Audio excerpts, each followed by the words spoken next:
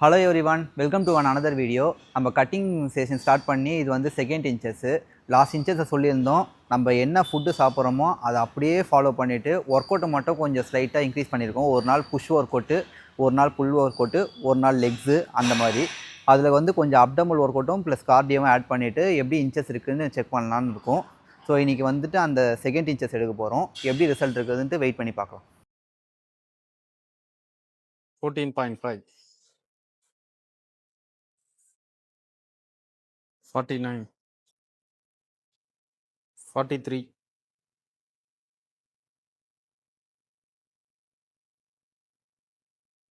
35.4,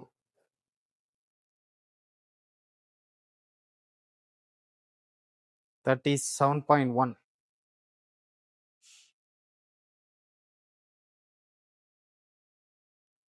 38,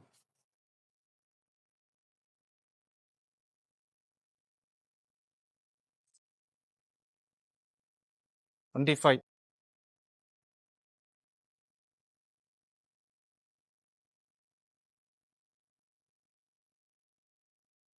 25.1, 13.6, 14,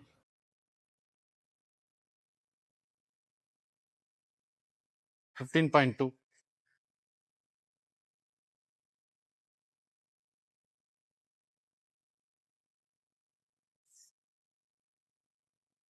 14.9. Okay bro, இப்போ cutting start பண்ணதில் இது வந்து செகண்ட் இன்ச்சஸ்ஸு. நம்ம போன இன்ச்சஸ் வீடியோவில் பேசியிருந்தோம். என்ன ஃபுட்டு இது வரைக்கும் சாப்பிட்டுருக்குறோனோ அதை அப்படியே சாப்பிட்டுட்டு ஒர்க் அவுட்டை மட்டும் வந்து ஒரு நாள் ஒர்க் அவுட்டு, ஒரு நாள் கார்டியோ அப்டமல் இந்த மாதிரி பண்ணலாம். 2 வாரத்துக்கு அப்புறம் வந்து இன்ச்சஸ் என்ன டிஃப்ரென்ஸ் இருக்கா அப்படின்ட்டு செக் பண்ணலாம் சொல்லியிருந்தோம். இப்போ இன்ச்சஸ் எந்த அளவுக்கு டிஃப்ரென்ஸ் இருக்குது? இன்ச்சஸ் பார்த்தீங்கன்னா நம்ம லாஸ்ட் 2 வீக்ஸ் முன்னாடி எடுத்ததுக்கும் இப்போ எடுத்ததுக்கும் இன்ச்சஸ் ஏறி தான் இருக்கு. இறங்கலாம் இல்லை, எல்லாமே ஏறி இருக்கு. மசில், அப்பர் பாடி மசில் கொண்டு எல்லாமே ஏறி தான் இருக்கு. ஆனால் இப்போ நீங்கள் கட்டிங் ஃபேஸில் போகும்போது இப்போ என்ன பண்ணணும்னா உங்கள் ஃபுட் பிளாகை தான் இப்போ செக் பண்ணணும். மறுபடியும் ஃபர்ஸ்ட்லேருந்து ஃபுட் பிளாகை செக் பண்ணணும். ஒரு 1 வீக்குக்கு நீங்கள் என்னென்ன சாப்பிட்றீங்க, எது எது சாப்பிட்றீங்க எல்லாமே.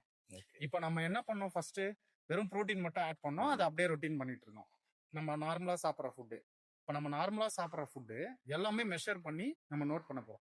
1 வீக் அப்புறம் அது என்னென்ன சாப்பிட்ருக்கோம், எது எது சாப்பிட்ருக்கோம்னு பார்த்து அதுக்கப்புறம் என்ன ஆல்டர் பண்ணலாம் அப்படின்னு நோட் பண்ணிக்கலாம். சரி, ஓகே.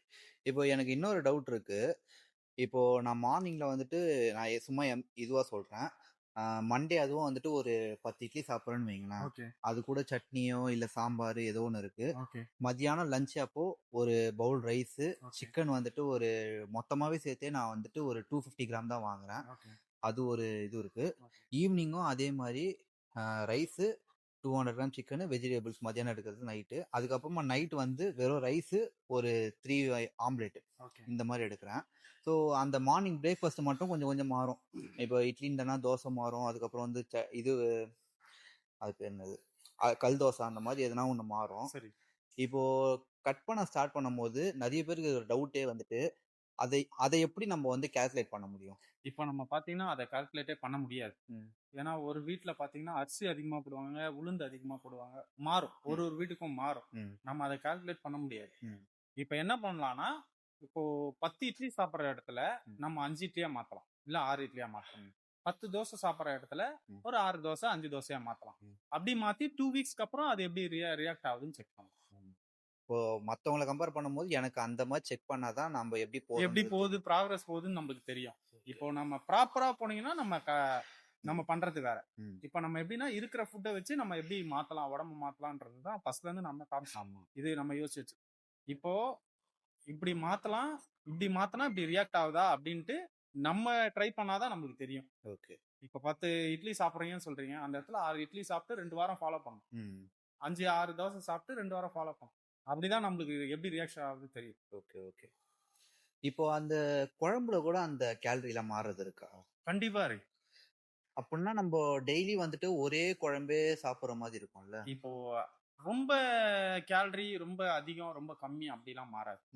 இப்போ நான் ஒரு 50 கிராம் இப்போ சாம்பார் எடுக்கிறோம்னா ஒரு 30 கிராம் இது புளிக்குழம்போ கார குழம்போ அந்த மாதிரி எடுக்கலாம்.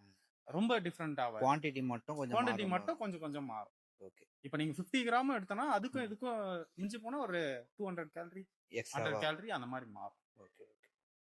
இப்போ நம்ம என்ன பண்ண போறோம்னா, ஒரு வாரத்துக்கு ஃபுட் விளாக் மட்டும் எடுத்துட்டு, எடுத்துட்டு அதுக்கப்புறமா அந்த இதுல டயட் நம்ம என்னென்ன மாத்துவோம் அப்படின்னு மாத்திரம் சொல்லிட்டு நம்ம பார்க்கணும்.